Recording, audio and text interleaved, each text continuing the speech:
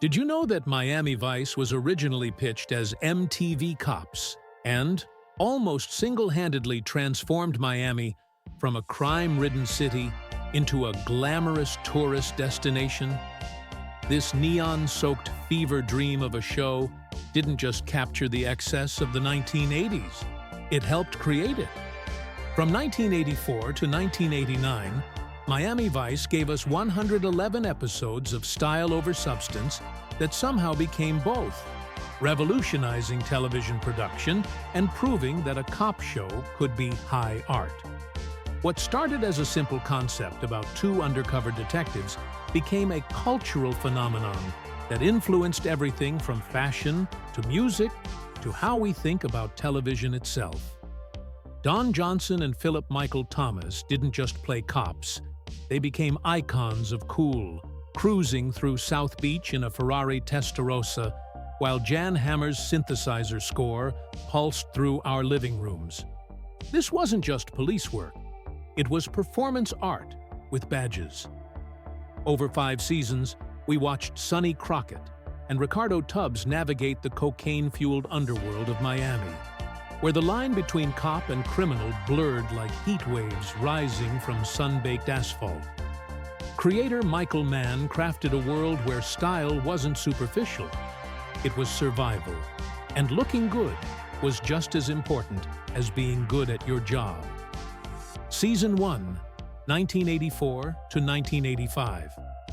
The story begins with New York detective Ricardo Tubbs arriving in Miami to avenge his brother's murder, only to discover that the killer, Calderon, has vanished into the city's criminal underworld. Tubbs partners with Sonny Crockett, a Miami Metro Vice detective living undercover as a drug dealer named Sonny Burnett.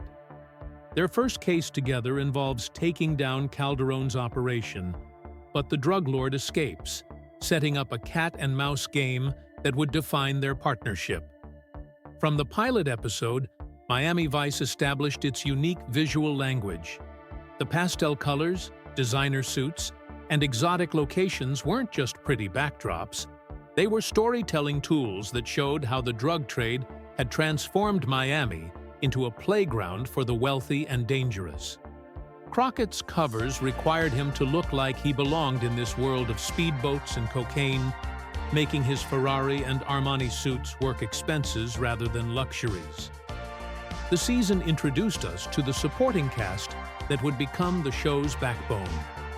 Lieutenant Castillo, the enigmatic boss with a mysterious past, provided stern guidance while respecting his detectives' unorthodox methods.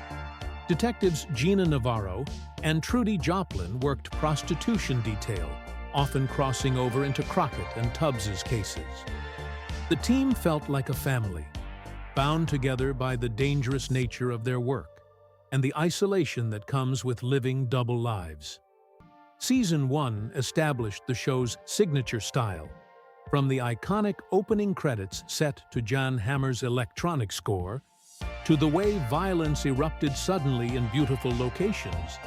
The season's standout episode, Calderon's Return, brought the drug lord back to Miami for a final confrontation that showcased the show's ability to blend action with genuine emotion. As Tubbs finally gets his revenge, we see that victory in this world always comes with a price. Season 2, 1985 to 1986. Season 2 deepened the show's exploration of the psychological toll of undercover work. Crockett's marriage to Caroline falls apart as his cover identity begins consuming his real life, a theme that would haunt the character throughout the series. The season's masterpiece, Out Where the Buses Don't Run, introduced Bruce McGill as Hank Weldon, a burned-out ex-cop whose paranoid ramblings about a major drug conspiracy turn out to be completely accurate. The season elevated Miami Vice from stylish crime show to genuine art with episodes like Definitely Miami, where a British photographer arrives to document the city's beauty and corruption. The episode serves as a meta-commentary on the show itself, examining how outsiders view Miami's transformation from sleepy beach town to international crime capital. The photographer's fate reminds us that in this world, observing the game can be as dangerous as playing it. Music became even more integral to the storytelling, with episodes built around songs rather than traditional plots.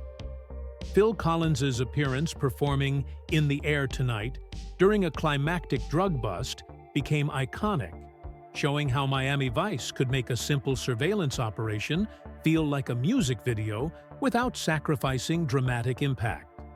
The show's soundtrack albums became bestsellers, proving that television could drive music sales as effectively as radio. The season's emotional core came from exploring the partners' friendship as they faced increasingly dangerous situations.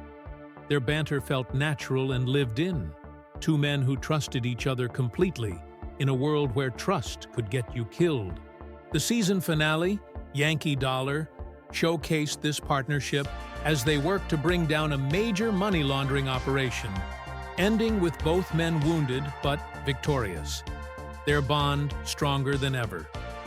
Season 3, 1986 to 1987. Season 3 marked Miami Vice's creative peak, with the show hitting its stride in balancing style and substance.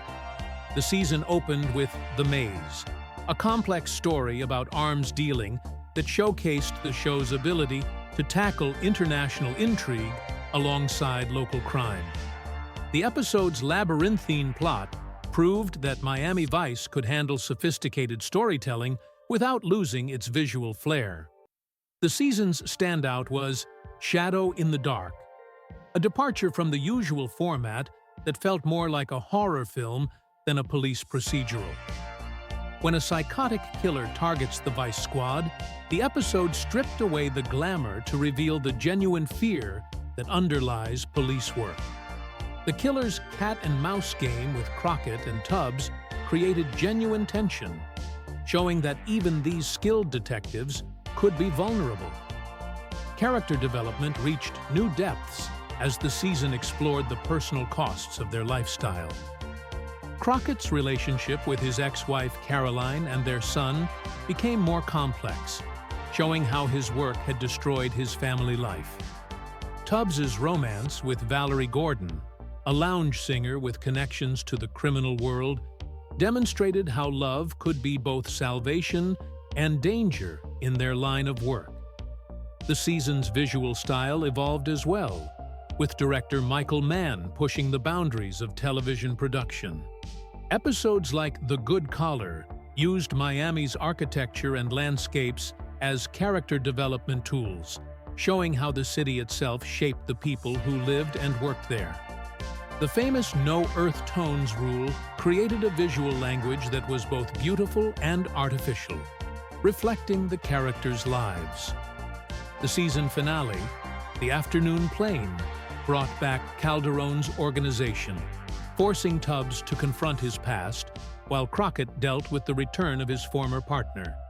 The episode's explosive conclusion set up major changes for the following season, proving that Miami Vice wasn't afraid to evolve its core relationships. Season 4, 1987 to 1988. Season 4 began with seismic changes that would define the show's later years. The two-part premiere, Contempt of Court, saw Crockett shot and left with amnesia, believing he actually is drug dealer Sonny Burnett. This storyline, spanning 6 episodes, allowed Don Johnson to explore new facets of his character while examining the thin line between the roles we play and who we really are. The amnesia arc created the season's most compelling drama, as Tubbs watched his partner disappear into a criminal identity. The episodes showed how quickly someone could be consumed by undercover work, with Crockett's Burnett persona becoming more real than his actual life. When his memory finally returns, the psychological scars remain, changing his relationship with both his work and his partner. New characters brought fresh energy to the show. Detective Hiram Coker, played by Richard Brooks, joined the team as a former New York cop with his own complicated past. His street-smart approach contrasted with Crockett and Tubbs's more sophisticated methods, creating interesting team dynamics. The season also introduced several recurring villains who would become series regulars, deepening the show's mythology. The season finale, Asian Cut, brought international intrigue to Miami as the team dealt with Southeast Asian drug cartels. The episode's complex plot and exotic locations showed how Miami Vice could expand its scope without losing its essential identity. The season ended with the team intact, but changed, ready for the final chapter of their story. Season 5, 1988 to 1989. The final season of Miami Vice felt like a long goodbye, with the show's creators knowing they were crafting a conclusion to this unique experiment in television. The season opened with Hostile Takeover, a story about corporate crime that showed how the drug trade had evolved from street-level dealing to boardroom conspiracies. The episode's sleek office settings contrasted sharply with the show's usual nightclub and beach locations, showing how crime had become more sophisticated. Character relationships reached their most complex points as everyone prepared for change. Crockett's romance with rock singer Caitlin Davies brought genuine happiness into his life, but also created vulnerability that his enemies could exploit. Their relationship felt different from his previous affairs, more mature and grounded, suggesting that Crockett was ready to move beyond his undercover persona. The season's standout episode, World of Trouble, served as a meditation on the show's core themes. When a case goes wrong and civilians are killed, Crockett and Tubbs question whether their methods are worth the collateral damage. The episode's somber tone reflected the show's evolution from stylish action series to genuine character study, with both detectives wondering if they've become the very thing they're fighting against. Visual storytelling reached new heights in the final season, with episodes like Miracle Man using Miami's religious communities to explore themes of faith and redemption. The show's signature style had become so refined that every shot felt purposeful, every costume choice meaningful. The pastel colors that once seemed artificial now felt like a natural part of this world's language. The series finale, Freefall, brought Crockett and Tubbs's partnership to its natural conclusion. Faced with a case that threatens everything they've built, both men must decide whether to continue their dangerous lifestyle or find a way to move forward. Miami Vice didn't just reflect the 1980s, it helped define them. The show's influence extended far beyond television, affecting fashion, music, and how we think about style itself. Don Johnson's stubble and pastel suits became iconic, while the show's music supervision created a template that countless series would follow. But beneath the surface glamour, Miami Vice was asking serious questions about identity, morality, and the cost of fighting crime in an increasingly complex world. From those first shots of flamingos flying over the Miami skyline to that final sunset walk on the beach, Miami Vice gave us a world that was both completely artificial and emotionally true. It remains a masterpiece of 1980s television, a time capsule of an era when excess wasn't just accepted, it was celebrated, and two cops in designer suits could save the world one case at a time. Miami Vice redefined what television could be, proving that style and substance weren't mutually exclusive. From neon-lit nightclubs to that perfect sunset finale, it gave us 111 episodes of pure visual poetry. If you enjoyed this deep dive into Crockett and Tubbs's world, hit subscribe for more legendary TV breakdowns that shaped the medium forever.